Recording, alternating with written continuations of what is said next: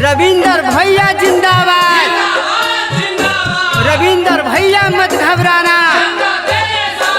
Mundka panchayat ward number 2 के ward सदस्य कैसा हो, माँ बहनों का वार्ड सदस्य कैसा हो।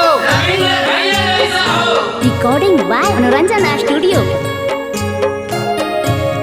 आगे माई हमारो रविंदर भैया गहरी बाबा न के सनम जी, आज सुनल ही यही मुंडका पंचायत वार्ड 2 में न के नमवा जी, आज बाड़ी न के नमवा जी, आज सुंदर न के कमवा जी, आज आबरी बनई है चाची रविंदर भैया के वार्ड सदस्य जी, आज सुनल ही यही मुंडका पंचायत वार्ड 2 में न के नमवा जी आज। दोस्तों, रविंदर भैया के कहना है कि चौमुखी विकास होगा यही मेरा इरादा है, चौमुखी विकास होगा यही मेरा इरादा है, सबका सपना पूरा होगा यही मेरा वादा है। छात्र नौजवानों का वार्ड सदस्य कैसा हो, रविंदर भैया जिंदाबाद।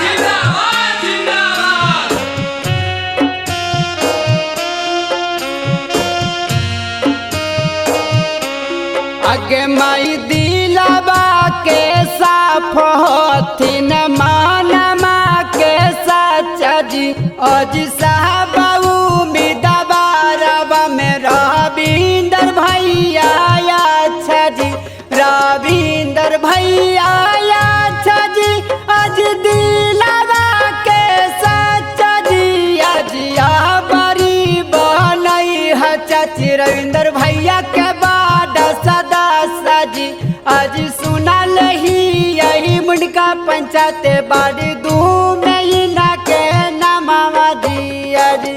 दोस्तों, न पड़ना है चक्कर में न पड़ेंगे घन चक्कर में, न पड़ना है चक्कर में न पड़ेंगे घन चक्कर में, वार्ड सदस्य तो रविंदर भैया को ही बनाएंगे क्योंकि कोई नहीं है टक्कर में।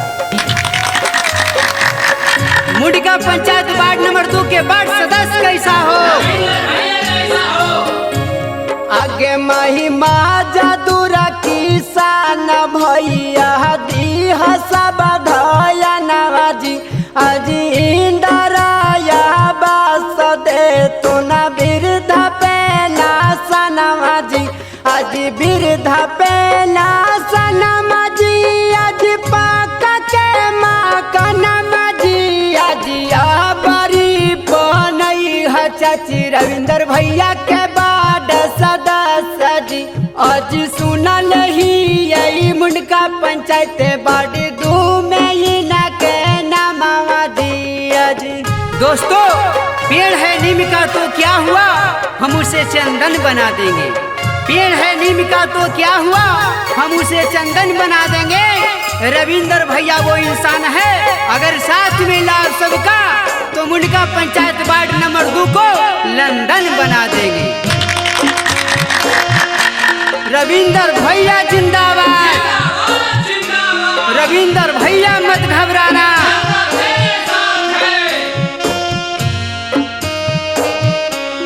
आगे माई गामे गामे गली गली दे तुन बाना बाई जी, आज घरे घरे नाला जला दे तुन लागा बाई जी, आज गाली बाना बाई जी, आज नाला लगा बाई जी, रविंदर भैया के जीतई है चाची करथु न भलाई जी, आज सुनल ही यही मुंडका पंचायत वार्ड 2 में न के नमवा जी, आज बाड़ी न के नमवा जी, आज सुंदर न के कमवा जी, आज आबरी बनई है चाचा रविंदर भैया के वार्ड सदस्य जी, आज सुनल ही यही मुंडका पंचायत वार्ड 2 में न के